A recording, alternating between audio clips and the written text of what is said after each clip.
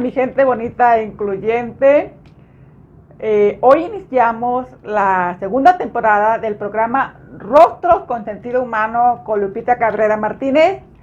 La verdad estoy muy emocionada que esta temporada vamos a tener la oportunidad de ver las entrevistas por video gracias a la plataforma de YouTube y también por Spotify vamos a escuchar los podcasts de la entrevista. Y bueno, pues a mí me interesa pues entrevistar personas que están comprometidas con la inclusión social, educativa, laboral, derechos humanos. Y qué mejor que un profesionista en temas relacionados con grupos vulnerables, la inclusión. Y bueno, pues hoy tengo el honor de entrevistar a un gran amigo y compañero de trabajo de la Facultad de Trabajo Social de la Universidad de Colima, al doctor Jesús David Amador Anguiano. Les voy a platicar su semblanza. Él es licenciado y tiene maestría en Trabajo Social, es doctor en Gerencia y Política Educativa, mediador y conciliador de conflictos. Es docente de la Facultad de Trabajo Social de tiempo completo. Está incorporado al Sistema Nacional de Investigadores. Él investiga temas relacionados con grupos vulnerables. Ha escrito libros asociados a los conflictos familiares.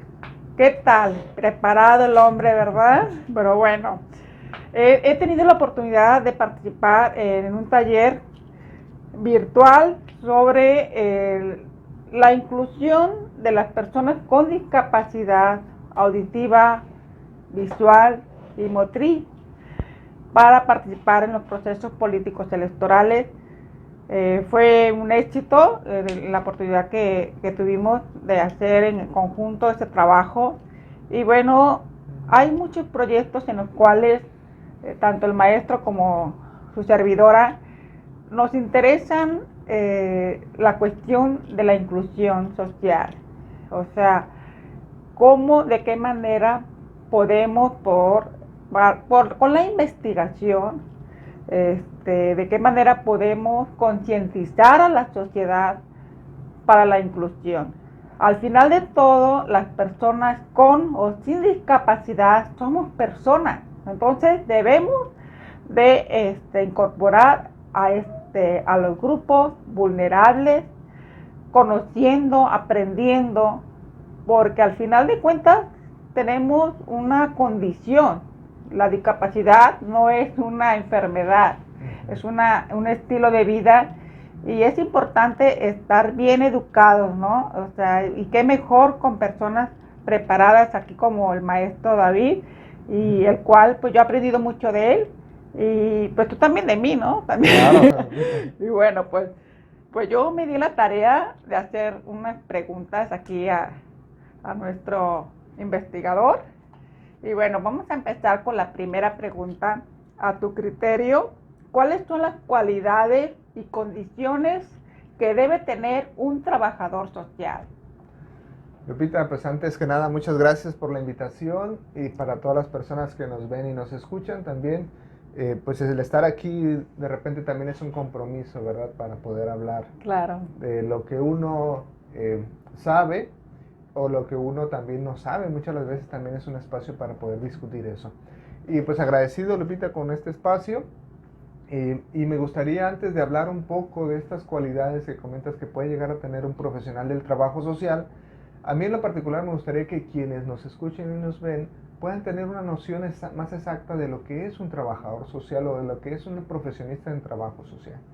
Y para ello, si me permite, Lupita, me gustaría citar un poco la Federación Internacional de Trabajadores Sociales, que nos habla de que la profesión de trabajo social es una profesión práctica, es una profesión académica también que nos permite, por supuesto, el poder identificar las necesidades y las problemáticas de las personas, de los grupos y de las comunidades, y es también un escenario donde el trabajador social puede promover la liberación de las personas, los derechos humanos, la concientización de aquello que prácticamente le está aquejando en determinado momento, Y también hay otras personas que definen al trabajo social como una disciplina de las ciencias sociales, que a través de metodologías y de teorías le permiten al trabajador social o a la persona que estudia trabajo social poder ver e interpretar e intervenir en la realidad, en aquellos escenarios, en aquellos problemas sociales.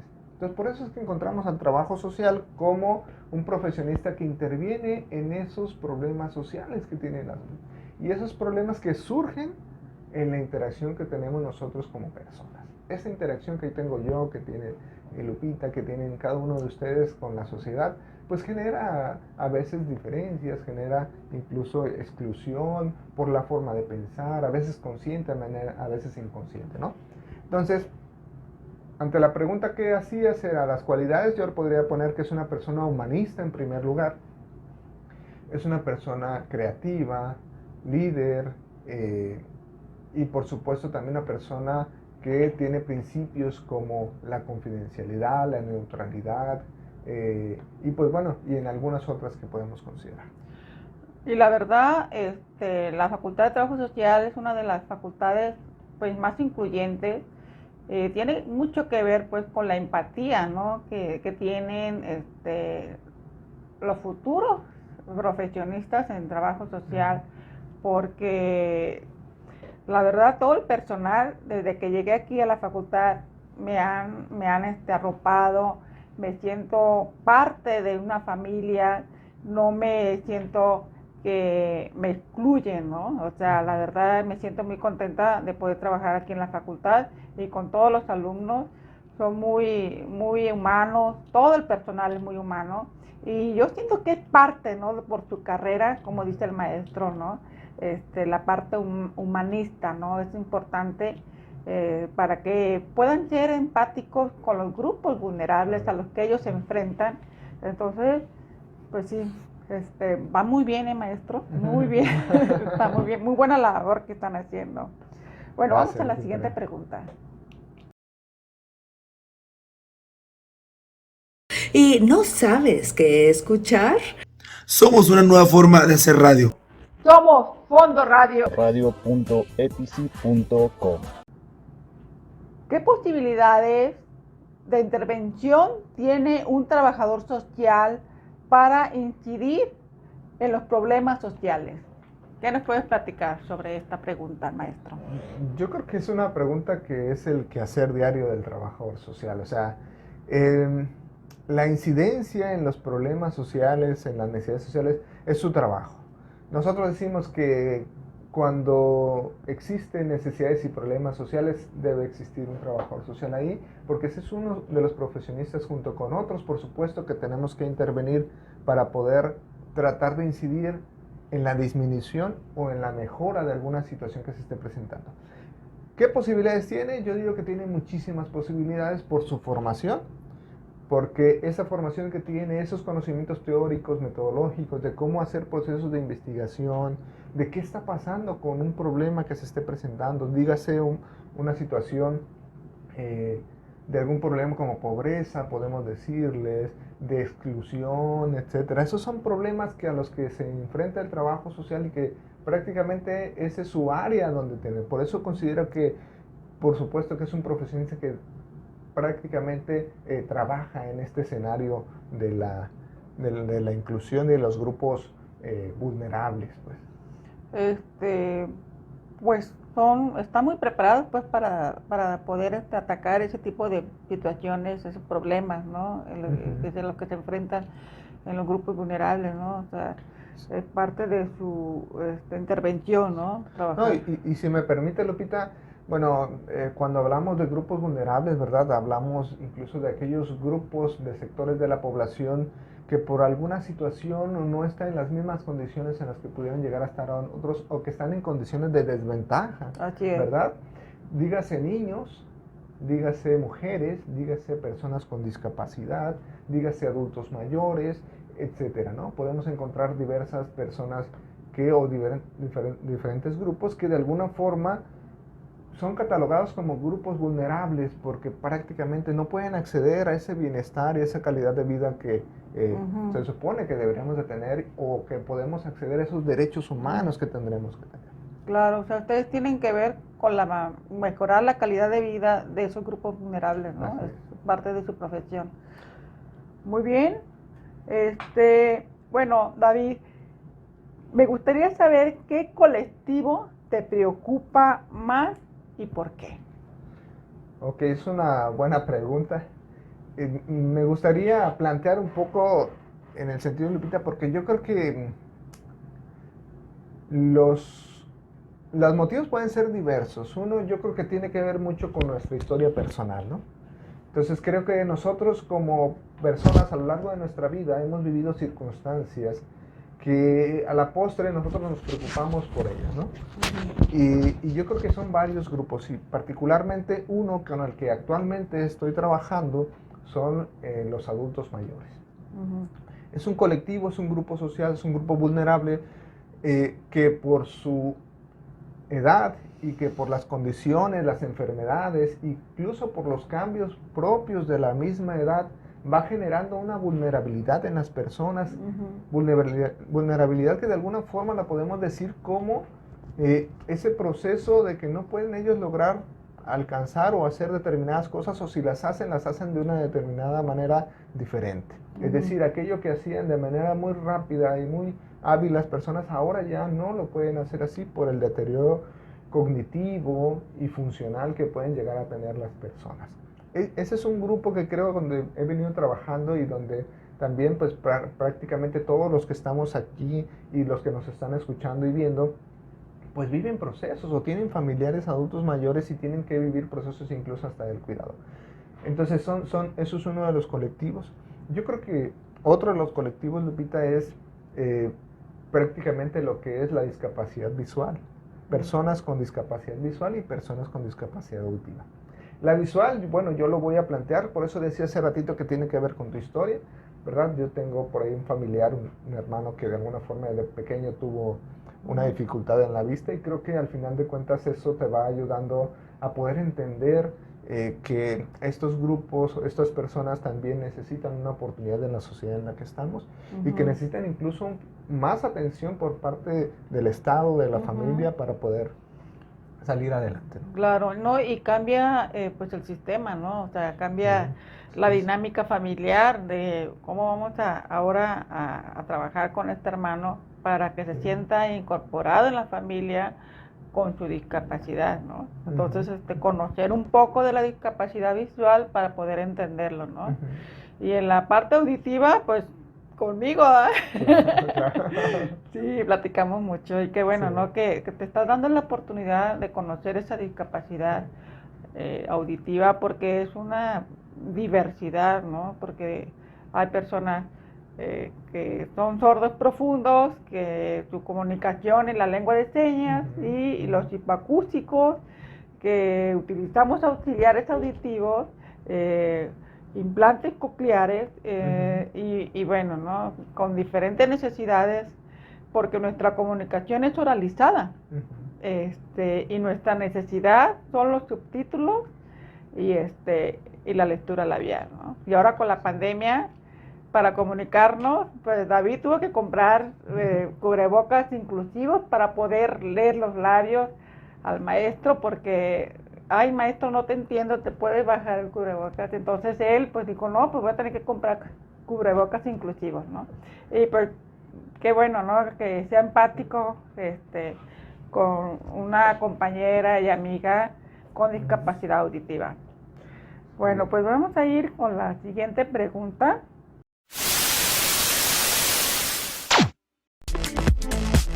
Escucha, vive, siente. Fondo Radio.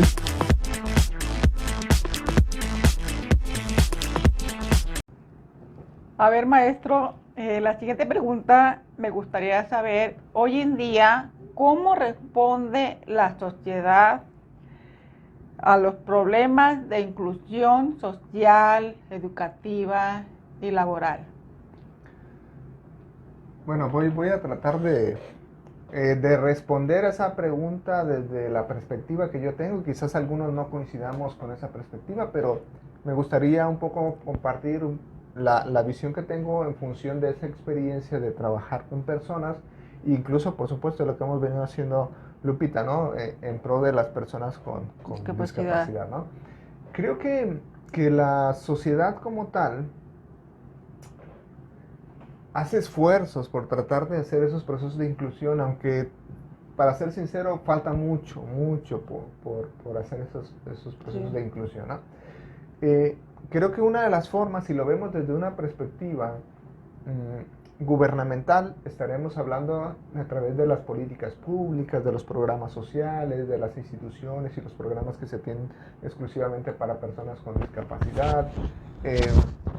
Desde esa perspectiva podemos plantearlo de esa manera. Si lo hablamos desde una perspectiva de los colectivos sociales o de los colectivos que tienen esta necesidad, entonces pues ellos lo que hacen son formas de organización y participación social para poder hacerse escuchar y para poder lograr que las personas que están tomando decisiones pues los escuchen y volteen a atender sus necesidades, que muchas de las veces decíamos perdón, Lupita, muchas de las veces decíamos nosotros, crecemos con una visión de la realidad y creemos que esa visión de la realidad que nosotros tenemos es la correcta porque así fuimos formados, pero no nos damos cuenta hasta después que esa forma de ver la realidad a veces es una forma, pues puede ser excluyente en muchas de las ocasiones. Cuando hablamos de género, por supuesto, ¿verdad? Cuando hablamos de personas con discapacidad, mientras no tenemos una discapacidad, pues no vemos la necesidad.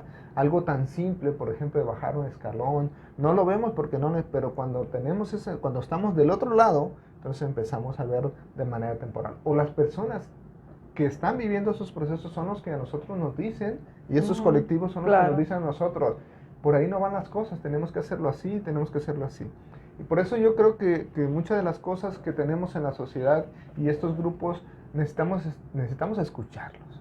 A estos colectivos, por ejemplo, a estas personas, a estas organizaciones de la sociedad civil. Conocer sus necesidades, ¿verdad? ¿De qué manera podemos apoyar, ¿no? Porque yo digo que la misma sociedad te pone las barreras, ¿no? O sea, no pueden tener una garantía plena de vivir sin barreras las personas con discapacidad, porque la misma sociedad pone las barreras, ¿no? Entonces, en la cuestión educativa, realmente las instituciones están preparadas para ese tipo de colectivo. En sentido estricto diríamos falta mucho. Falta mucho. Sí. En sentido estricto, ¿por qué decimos? Porque cuando hablamos de personas con discapacidad, lo discutíamos en sesiones anteriores con Lupita, cada persona y cada discapacidad implica necesidades diferentes. ¿Eso qué significa? Una persona con discapacidad motriz va a tener necesidades distintas para poderse incorporar al ámbito laboral. Una persona con discapacidad auditiva, ¿verdad? O que tiene cuestiones de lenguaje, pues va a tener otras necesidades muy diferentes a las que puede tener una persona con discapacidad cognitiva. Lo mismo con una persona con discapacidad visual, sus necesidades son distintas. Entonces, cuando la realidad queremos verla o la formación educativa la queremos ver desde varias de estas aristas, entonces encontramos que a lo mejor se empieza a avanzar en crear rampas para que puedan entrar las personas, generar baños para que las personas con alguna silla de ruedas puedan incorporarse. Pero cuando empezamos a ver personas con discapacidad auditiva, o bien ya sea hipocúsicas o con el edificio, o sea, el edificio, el ruido, el eco, o sea, son cuestiones que ni siquiera las vemos como profesores, las discutimos con otras cosas, pero no nos damos cuenta que están inmersos otros factores, que eso la verdad yo lo confieso, lo he aprendido de Lupita, y creo que eso me ha ayudado mucho a visualizar otros escenarios. Sí. E incluso, Lupita, eso lo hemos hablado también con los mismos profesores sobre las estrategias didácticas, no son las mismas para poder trabajar con una persona con discapacidad auditiva o con una persona con discapacidad visual. O sea, desde ahí empezamos a ver que entonces, por eso yo decía que en sentido estricto es un poco complicado poder decir que se tiene toda una inclusión, porque en realidad tendríamos que ver instituciones donde tengamos profesores capacitados para poder generar esos procesos de conocimientos con estos sectores de la población. Sí, y la currícula, ¿verdad? Tendrían que trabajar sobre esas necesidades, ¿no? Sin duda, yo creo que todos los planes, bueno, pero eso es una visión personal, yo creo que todos los planes de estudio deberían de tener la parte de la inclusión social y cómo trabajar, ¿no? Sí, claro. Tiene que ser transversal, como hablamos de género, como hablamos, es una cuestión que tendríamos que entender todos. Sí, claro. No, pues muy interesante. Bueno, vamos a hablar ahora, ¿qué te motiva para seguir adelante en tu profesión contra los problemas sociales del estado de Colima? Lupita hace preguntas. No. Y miren, sí es una pregunta que te habla lo que decíamos. La respuesta que uno va a dar ante este tipo de preguntas va a hablar de ti como profesión, de tu visión de la vida y de prácticamente de cómo has actuado en la vida. Entonces, cuando digo ¿qué me motiva? Pues prácticamente yo diría el lograr o el contribuir para lograr que otras personas puedan acceder a aquello que no están pudiendo hacer. Es decir, a un proceso de inclusión, a lograr incluso la integridad y el bienestar de las personas. Creo que eso es algo que nos ayuda. Nosotros como trabajo social de repente vemos que encontramos que esa es parte de nuestro trabajo, pero vemos que necesitamos ese proceso de lograr que las personas logren respetar esa dignidad, que las mujeres se respeten, luchen por esa dignidad como persona, como mujer, como madre. En el caso de los hombres, por supuesto que también estamos hablando de procesos también de generar condiciones más cooperativas, etcétera, ¿no? Entonces, ¿qué me motiva? Pues estos procesos de lograr tener una sociedad más incluyente, lograr que las personas, pues visualizar a los que están a tu alrededor y que puedan lograr y convencerse de que pueden hacer las cosas. Uh-huh. No, pues sí que interesante. Y bueno, ¿realmente está preparado el trabajador social para el compromiso y la capacidad de empatía hacia los problemas colectivos? Yo diría que en parte sí. ¿Por qué lo digo así como a medias?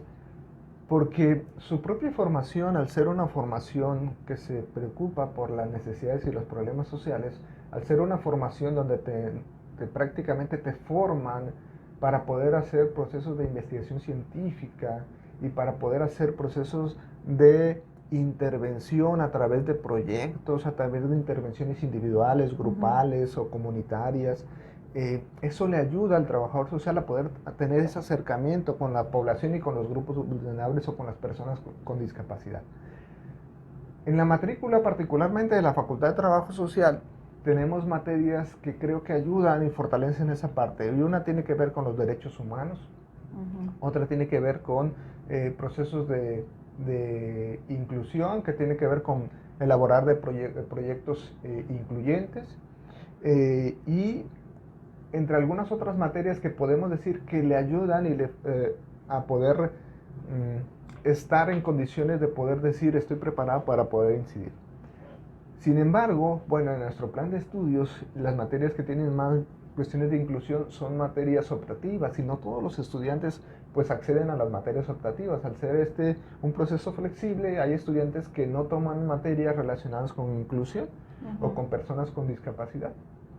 Entonces, así como estos sectores, pues va a haber otros a nivel nacional de trabajadores sociales que quizás requieran fortalecer esos procesos, pero por eso es que digo que en parte sí tendría por esa formación que tiene el trabajador social, pero que creo que definitivamente nos tendríamos que especializar más para poder entender mejor cada una de las discapacidades, y en ese momento yo podría decir que sí estamos preparados para poder. Sí.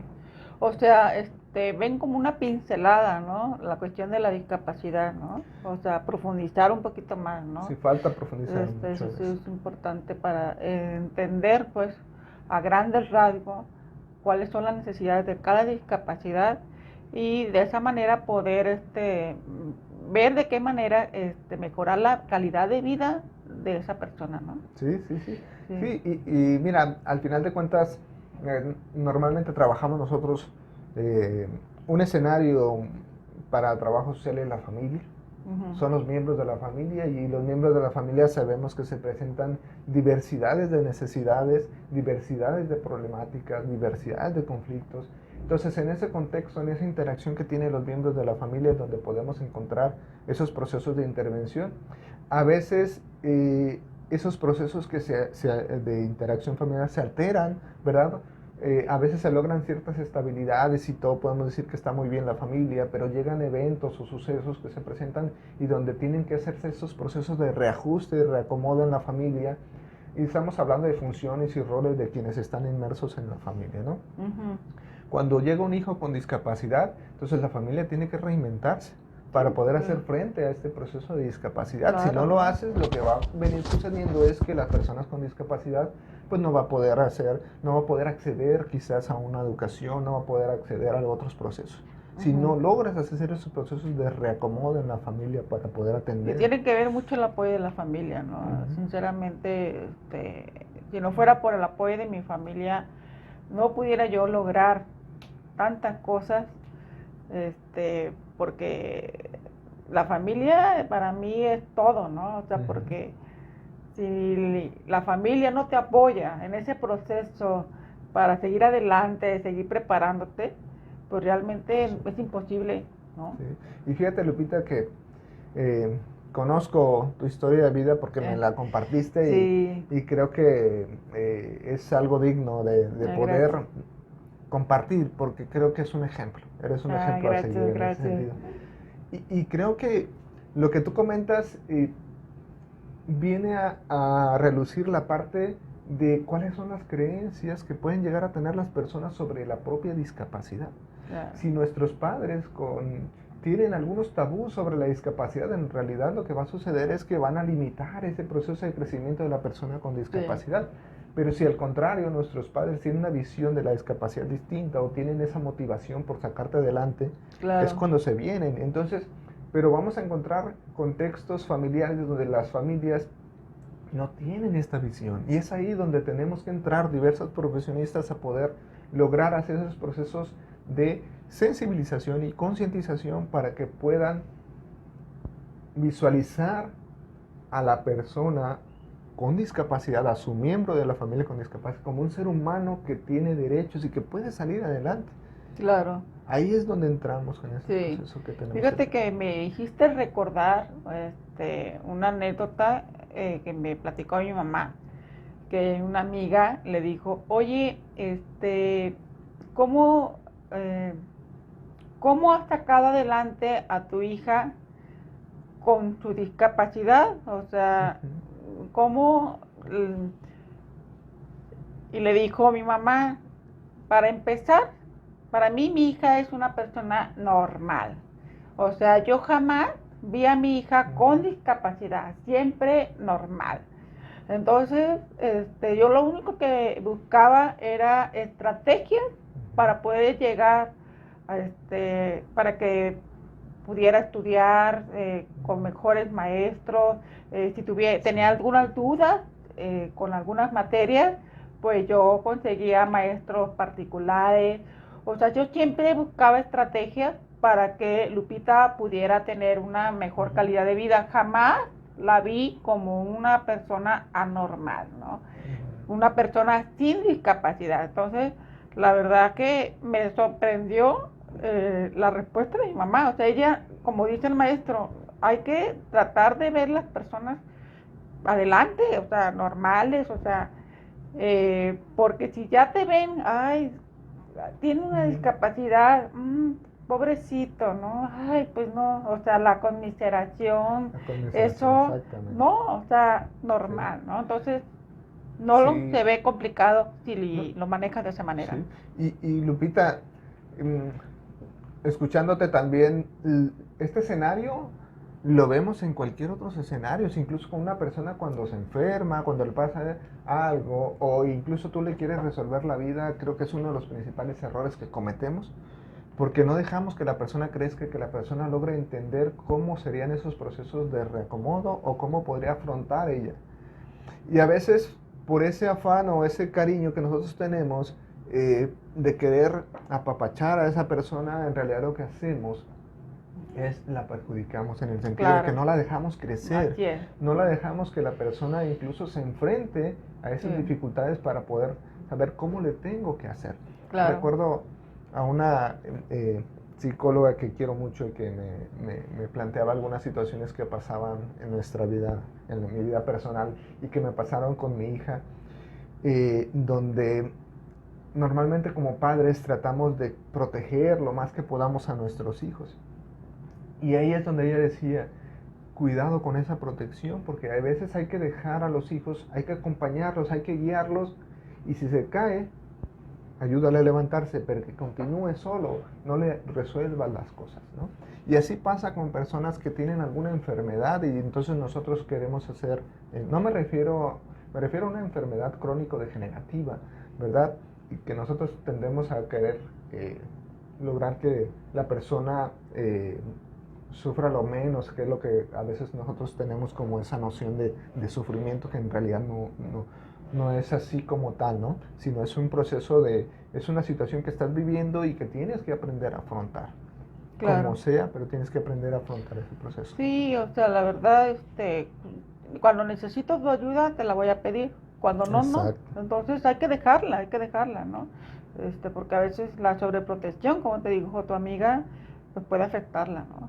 O sea, tenerla en una cápsula, o sea, ay, que no le pase nada, quitarle todas las piedritas que hay en el camino para que pueda caminar sin ningún problema, ¿no? Tiene que sufrir, ¿sí? Sí, tiene que vivir ese proceso de afrontamiento, ¿verdad? Lo que estamos hablando con Lupita era ese proceso de tienes que afrontar eso que estás viviendo. Claro, ¿sí? que sí. Y no que los demás lo afronten por ti.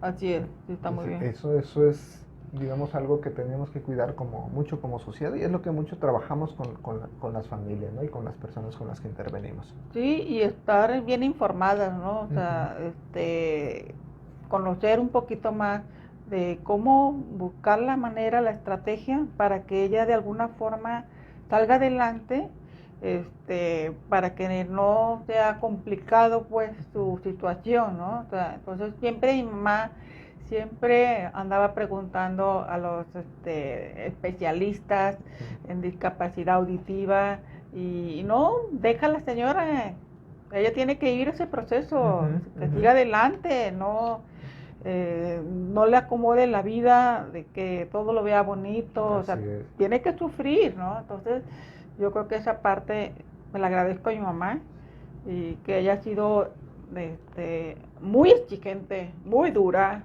porque sí, hubo momentos en que yo le decía, le reclamaba, ¿no? Oye, mamá, hasta aquí llega mi brazo, ya no puedo más, ya no lo puedo estirar. Y ella hacía, no, yo quiero que tu brazo se extienda. O sea, dar todo.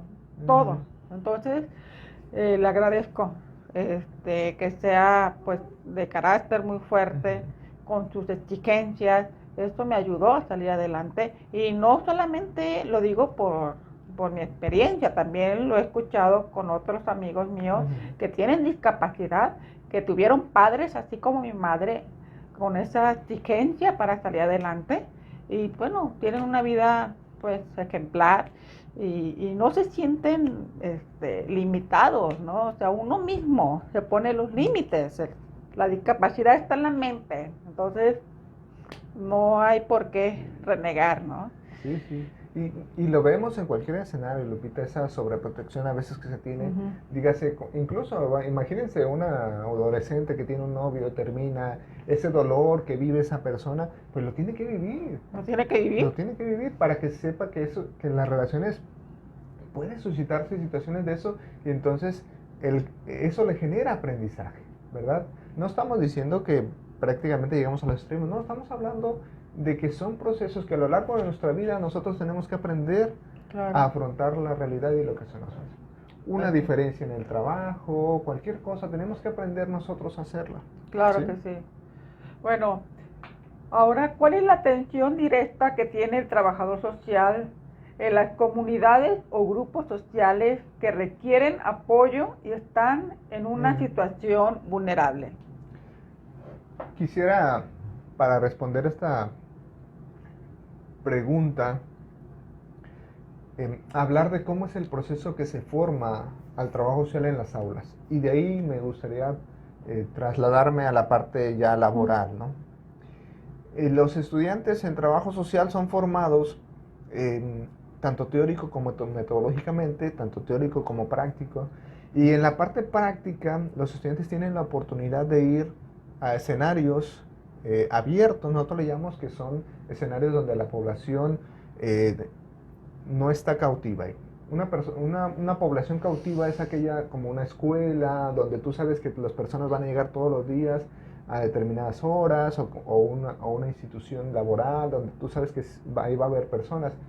Es decir, los forman en dos escenarios, con población abierta y con población cautiva. En población abierta normalmente vas a las colonias, a las comunidades, a trabajar con la población. Entonces, cuando trabaja con la comunidad, normalmente el trabajador social hace procesos de organización y participación social. Es decir, hace procesos de investigación de cuáles son las necesidades y las problemáticas que suele tener la población en general, y de ahí se derivan 3 grandes niveles de intervención que tiene el trabajo social. A nivel individual interviene, a nivel grupal y a nivel comunitario. Incluso algunos le llaman también a nivel regional. A nivel individual nosotros le llamamos el caso, es decir, una persona tiene alguna necesidad, se acerca, vemos si tiene algún problema social, algún problema legal, o que requiere acceder a algún beneficio o algún programa social, entonces se atiende como si fuera un caso, entonces le da un procedimiento, ¿no? A nivel grupal, no nomás es la familia, a nivel grupal puede ser un grupo de niños, un grupo de adolescentes, un grupo de personas que tengan alguna determinada situación, un grupo de adultos mayores, un grupo de chicos que sean deportistas, etcétera. Son grupos, la forma como nosotros nos organizamos en la sociedad. En esos grupos también intervenimos. O a nivel comunitario, problemas generales en la comunidad que normalmente tienen que ver con cuestiones de inseguridad, con cuestiones de pobreza, con otro tipo de cuestiones que se dan en toda la comunidad, de cuestiones de salud sanitaria, etcétera. Entonces, en estos 3 grandes escenarios podemos encontrar la intervención que hace normalmente el estudiante cuando va a las comunidades. Investiga, aplica técnicas como la entrevista, la observación, la encuesta, el cuestionario, y va a recuperar información, y es como le permite después generar un diagnóstico de estas necesidades sociales. Una vez que las tiene, pues pasa al proceso de análisis de cuáles son de la jerarquización de estas necesidades, cuáles son las que hay que atender de manera más rápida y urgente por la misma, ahora sí que necesidad que se tenga, y hace procesos de planeación. Y cuando hablamos planeación, hablamos de la elaboración de proyectos sociales de intervención para poder incidir en esos escenarios o en esas realidades.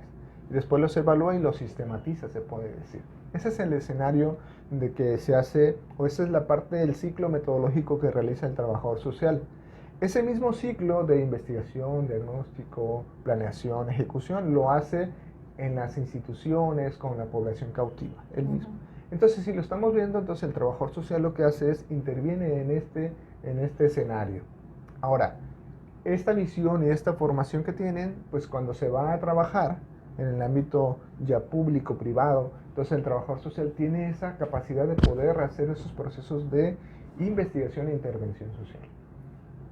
Algo que me gustaría aclarar es que la intervención del trabajador social normalmente se trabaja de manera multidisciplinaria. El ser humano como tal es un ser humano que biopsicosocial, decimos nosotros. La parte biológica, psicológica y social, ¿verdad? Entonces lo biológico tiene un impacto en lo psicológico y también en lo social, por supuesto. Lo psicológico también puede tener un impacto quizás en lo biológico y quizás en lo social. Y lo social también tiene un impacto en lo psicológico y a veces hasta en lo biológico. Vamos a poner un ejemplo en el caso de una relación de pareja, ¿verdad? En la relación de pareja hay una situación conflictiva, ese conflicto lo que te genera pues es una cuestión al final de cuentas emociones que te van a generar una perspectiva de ver la realidad quizás diferente, y también a lo mejor hasta puedes tener alguna enfermedad que dicen a veces como psicosomática, ¿verdad?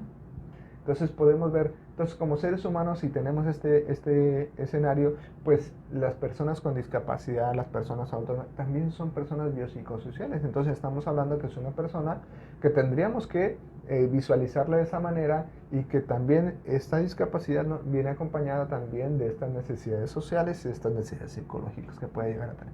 Por eso es que la intervención del trabajador social se vincula con otros profesionistas como psicología, el derecho e incluso medicina, enfermería, para poder atender a veces necesidades que tienen que ver con el índole de alguna enfermedad. Pero cuando son situaciones de índole más sociales, del acceso a las políticas públicas, ¿verdad? El trabajador social se convierte en un mediador entre la necesidad de la persona y lo que te está ofertando el Estado o las fundaciones, las organizaciones, etcétera, ¿no? Y lo que hace es prácticamente vincular a la persona con ese proceso. Entonces, educar a la persona en función de cómo lograr llegar a esto que te está ofreciendo los determinados colectivos o organizaciones. O sea, multidisciplinaria, ¿no? O sea, ver para dónde va esta necesidad, para dónde la vamos a canalizar, ¿no? Está muy bien, ¿no? Bueno, ¿cuáles son las diferentes acciones que lleva a cabo el trabajador social en las personas con discapacidad? Ok. Normalmente, bueno, cuando los chavos egresan, cada quien elige su área, ¿no? Pero particularmente cuando trabajas en el ámbito de las personas con discapacidad, podemos encontrar la incursión del trabajo social en el ámbito educativo, por ejemplo, en los programas de USAER, ¿no? Que son personas que tienen o que son estudiantes que necesitan la atención multidisciplinaria para poder lograr esa nivelación que no han logrado hacer, ¿no? Entonces ahí trabaja de manera multidisciplinaria.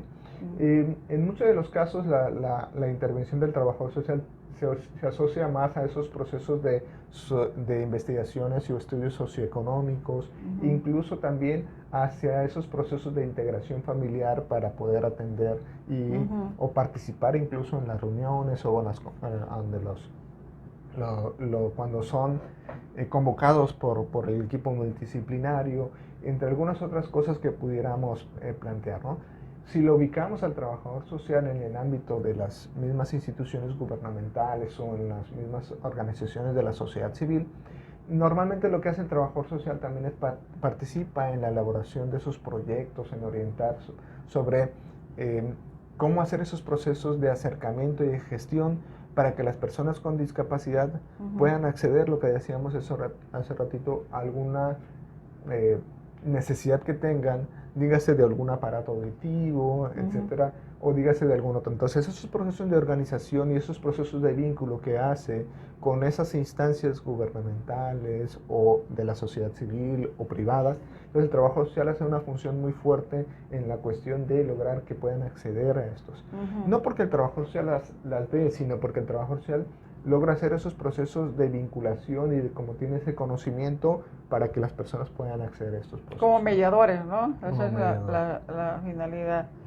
Bueno, pero ya para terminar, bueno, ya realmente la sociedad colimense está preparada para vivir plenamente la inclusión hoy en día. O sea, ¿qué nos puedes platicar? Porque ya estamos mucho mejor, sí, hace 20 años, ¿no? Claro, o sea, claro. Ya hay más información, ¿no? Ya. Sí, yo creo que se ha avanzado, Lupita, lo que hemos dicho, en la cuestión incluso en el establecimiento de estas leyes, de estas políticas que permiten, o estos programas sociales que permiten el acercamiento o tratar de lograr esos procesos de inclusión de las personas. Falta mucho sin duda, ¿sí? Pero creo que en la medida en que sigamos haciendo propuestas para estas nuevas políticas públicas, pero desde la mirada no de quien no tiene la discapacidad, sino desde la mirada de quien tiene la discapacidad, creo que eso va a ayudar muchísimo para poder entender aquello que tendríamos que hacer, o para poder ver aquello que no vemos nosotros y que no nos damos cuenta nosotros. Y creo que esa generación de esas políticas públicas tendrían que salir de estos grupos sociales o estas personas con discapacidad, con todos estos conglomerados. Creo que de ahí tendría que salir. Nos falta mucho en ese sentido. Creo que se ha hecho mucho, sí se ha hecho también, pero no podemos decir que ya falta. En realidad falta muchísimo, ya lo decíamos hace rato, en cuestión educativa, en cuestiones de otros escenarios, incluso, Lupita, en cuestiones de la forma como se diseñan las viviendas para las personas con discapacidad. Nos falta en realidad mucho en ese sentido. Dígase personas incluso adultas mayores. No es lo mismo vivir en una casa que te brinda una institución gubernamental que te dan créditos y tú puedes comprarlo.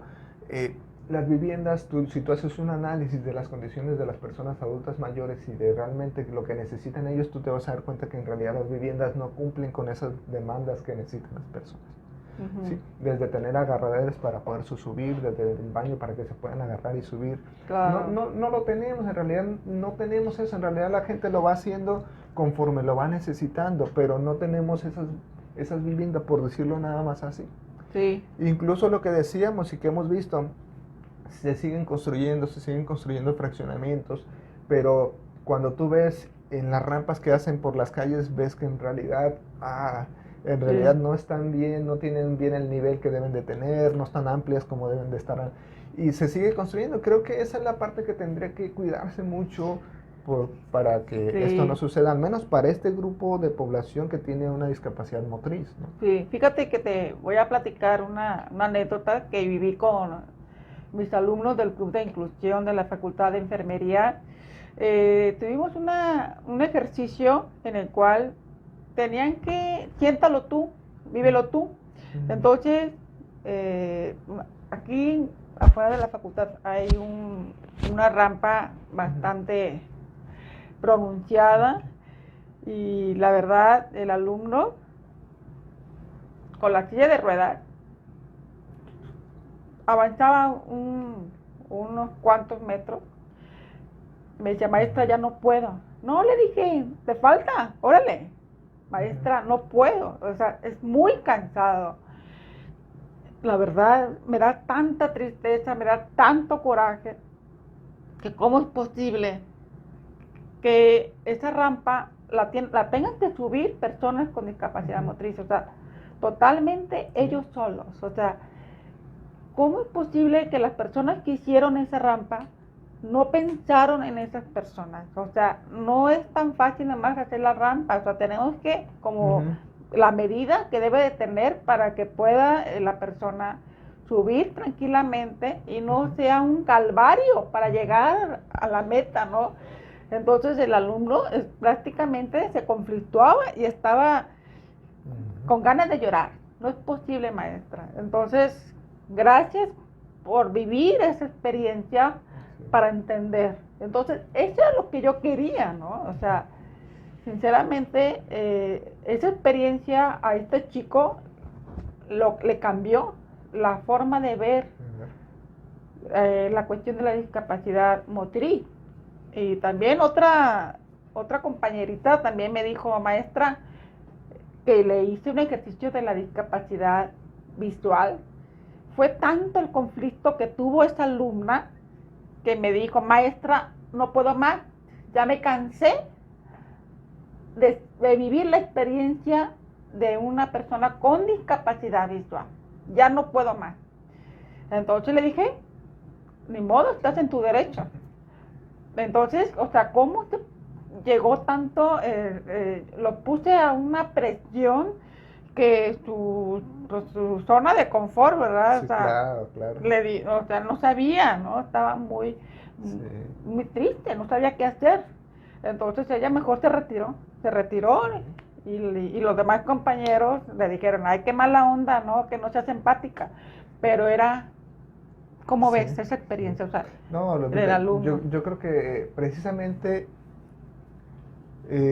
esos momentos son los que hacen que la persona vea la realidad desde una perspectiva diferente. Así es.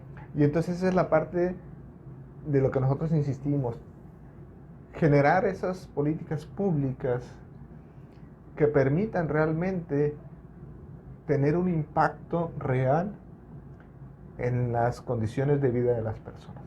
Y qué mejor que involucren a esas personas con discapacidad, porque lo hacen personas que no tienen discapacidad, esos proyectos, entonces no van a tener éxito.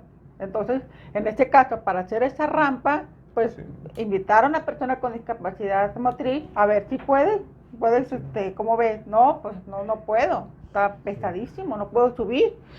Entonces, sí es involucrar esas Y personas. fíjate, Lupita, que experiencias como esa, y qué bueno que tenemos esta oportunidad para que quienes nos escuchan y nos ven, o nos ven, puedan saber de experiencias que han tenido personas con discapacidad. Y si me permites platicarte un poco lo que me decía una compañera que tiene discapacidad visual. Ella nos decía que cuando cosas tan sencillas para nosotros como el dejar de salir a nuestro perrito a la calle y que el perrito haga prácticamente sus necesidades en la calle, prácticamente en la banqueta, para ellos se convierte en un conflicto. Porque Sí. me decía ella que de manera frecuente cuando ellos van por la calle con su bastón, se les llena su bastón de excremento, de perrito, de gato, lo que sea. Cosas tan sencillas, tú dices, bueno, ¿cuál es el impacto de que mi perrito salga y haga sus necesidades? Pues el asunto es que si no, tú no juntas eso, puede pasar una persona, se le embarra, y no, el asunto no es que se le embarre, el asunto es que la persona va y ni cuenta se ha dado o ya pisó, y cuando se quiere subir al camión urbano, en las zonas populares, que es lo que ella me comentaba, las personas a veces no los quieren subir los choferes porque los ven que traen o porque huelen. Entonces, pero dicen ellos, pero bueno, es que de repente yo pues necesito que alguien a veces me ayude para poder visualizar esa parte, porque yo no puedo darme cuenta de ese proceso hasta que no empiezo a oler y ya me pasó que yo ya pisé. Ese detallito tan simple que nosotros decimos, pues no lo vemos hasta que no nos lo platican. Incluso en las colonias populares vemos normalmente en temporadas de lluvias aquí en Colima, la maleza, el zacate crece muchísimo y entonces la banqueta se invade por la maleza y las personas con discapacidad, ya sea con un bastón o ya sea motriz, no pueden hacerlo porque prácticamente no hay espacios para poder caminar. O incluso la misma gente afuera de sus casas saca piedras para sentarse, saca sillas para sentarse, se las Sí, deja pasan ahí, y se golpean. y eso hace que las personas pues dificulta el tránsito de la persona que puede llegar a tener alguna Sí, discapacidad fíjate que a visual. mí me platicó una amiga con discapacidad visual que ella dice que iba caminando y estaba la persona, abrió las puertas de la cochera. Y entonces me dice, oye maestra, o sea, la verdad, yo iba caminando y me estampé, me abrí desde la frente y la persona me dijo, ay, yo te vi, pero pensé que te ibas a dar cuenta que abrí la cochera, ¿no? O sea, ¿cómo es posible? O sea, si sabe que yo no veo, ¿cómo es posible que usted, al ver la situación, pues hubiera cerrado la cochera o me hubiera dicho, espérate tantito, ¿no? Voy a sacar el carro. Entonces, o sea, la persona pensó que con el bastón, o sea, ni que fuera el bastón mágico para estar, ahí estás enfrente de una cochera abierta, ¿no? Entonces, como a veces la ignorancia, ¿no? O sea, bueno, tiene capacidad visual, pues le voy a avisar o voy a cerrar la puerta para que pase y ya después la abre, ¿no? Entonces, nos falta un poquito más de sentido común, ¿no? No, y Lupita, son lo que decimos, nosotros vemos las cosas y no los vemos, no alcanzamos a dimensionar el impacto que puede llegar porque no tenemos esa necesidad. Así es. Y cuando nos damos cuenta, cuando los demás nos dicen, oye, puede pasar esto o nos pasó esto, entonces dices, caray, es que ni siquiera me había pasado por aquí. Por eso es parte de que cuando no tienes esa necesidad o no tienes esa discapacidad, pues va a ser muy difícil que puedas ver la realidad o ver las necesidades que puede llegar a tener una persona. Sí. A menos que sea tu familiar, quien está viviendo contigo. Entonces cuando te das cuenta realmente de todo lo que implica tener una persona con discapacidad en casa y todas las dificultades que enfrenta en la sociedad, ¿no? Claro. No sé si recuerdas, una vez también te platiqué, Lupita, para también plantearos, y me gustaría también que quedara aquí para quienes nos escuchan y nos ven, que de otra situación que se presentaba de una estudiante que tuve y que me decía que tenía una hija con discapacidad auditiva, que en este caso tenía hipoacusia. Okay. Y decía que ella, en ocasiones, cuando iban en el metro, aventaban a su hija porque la gente les decía, con permiso, ¿verdad?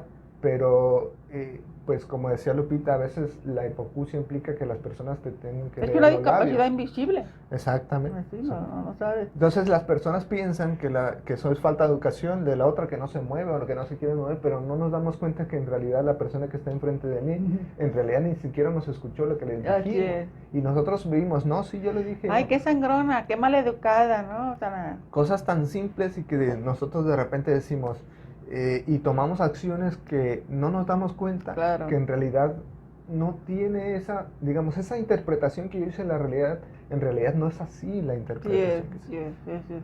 ¿Por qué? Pues porque la veo desde una perspectiva diferente al que tiene una discapacidad.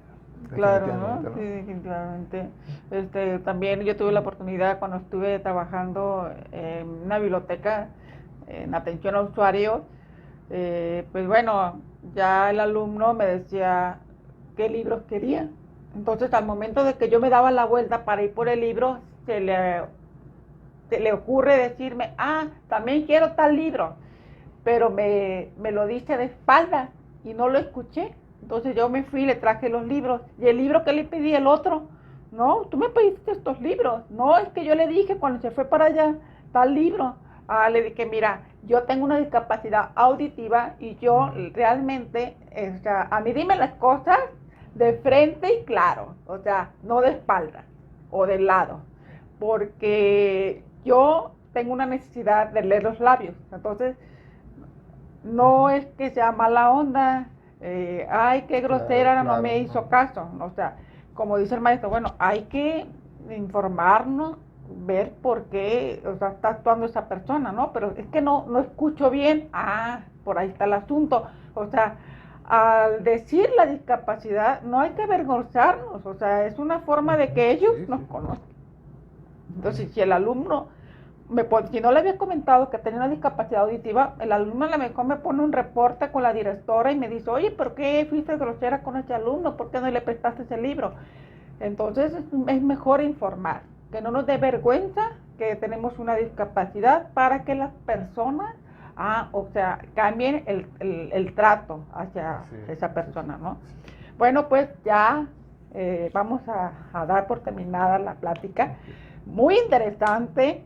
Y la verdad que se aprende mucho, tanto de las personas que conocen un poquito de la discapacidad en la cuestión de en la profesión, pero no lo mismo cuando tú estás con una persona que la sufre. Claro. O sea, tú como maestro Claro. conoces más sobre la discapacidad auditiva porque tienes la oportunidad de tener una compañera con discapacidad auditiva. También tienes una compañera con discapacidad visual. Así es. ¿Verdad? O sea, tenemos aquí una compañera, es también una docente, y la verdad que pues también van aprendiendo los maestros, o sea, caramba, no es lo mismo el estar estudiando, el conocer la discapacidad, cuando realmente tienes una persona que lo vive, que te lo puede explicar y te puede enriquecer desde su historia de vida, cómo ha salido adelante, cómo se ha superado, para poder adecuar su trabajo, para hacer mejor su trabajo como docente. Y bueno, tengo yo mucho interés, me han preguntado qué se necesita para hacer un mejor trabajo con los alumnos de discapacidad auditiva. O sea, ¿qué tenemos que hacer los docentes?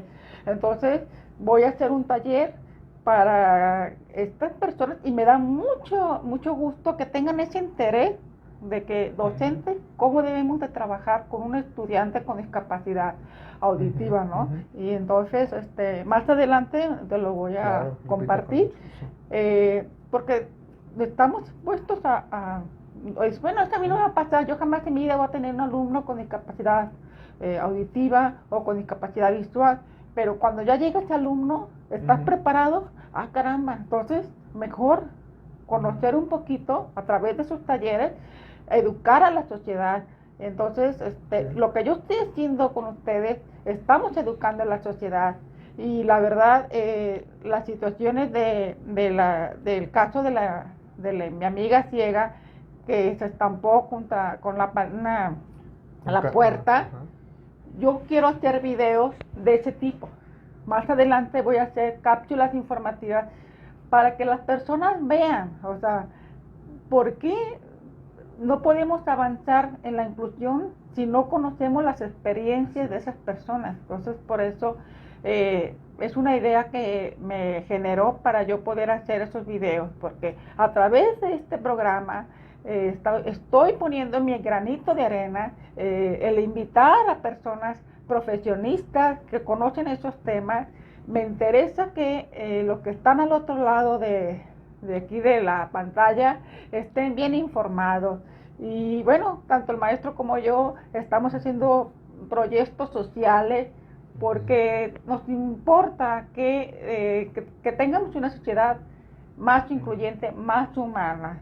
Todos colaborar con el respeto que se merecen todas las personas, pero esto nos enriquece más como personas. Por eso también le pregunté también la parte humana como profesionista por salir adelante con su profesión, no solamente como docente, también estar con otras personas, conocer un poquito más sobre la inclusión, ¿no? Entonces el maestro se ha dado la oportunidad de conocer para poder darles una mejor calidad educativa a sus alumnos en la cuestión de la inclusión con discapacidad, pero él maneja otras disciplinas, no solamente auditiva, discapacidad pues en general, ¿no? También maneja las de los adultos mayores, porque también hay adultos mayores que ya también se quedan ciegos, se quedan, sí. O sea, esa parte también tienes que trabajarla, ¿no? ¿Verdad? Así es. Es parte, ¿no? Todo este proceso. Bueno, pues ya por nuestra parte ha sido todo. Muchas gracias porque nos están viendo, porque nos están escuchando. Y bueno, si tienen algún comentario lo pueden hacer y con mucho gusto, si le quieren hacer llegar algún comentario al maestro David, con mucho gusto se lo podemos claro. pasar la información y bueno, pues la idea es enriquecernos de ambas partes, ¿no? Y bueno, esta segunda temporada va a ser interactivo, ya va a ser por video y bueno, pues aquí el maestro David fue el que va a inaugurar esta temporada y bueno, pues más adelante vamos a tener sorpresas. Bueno, pues muchas gracias por su atención y pues Gracias. hasta la vista. Hasta Gracias. luego.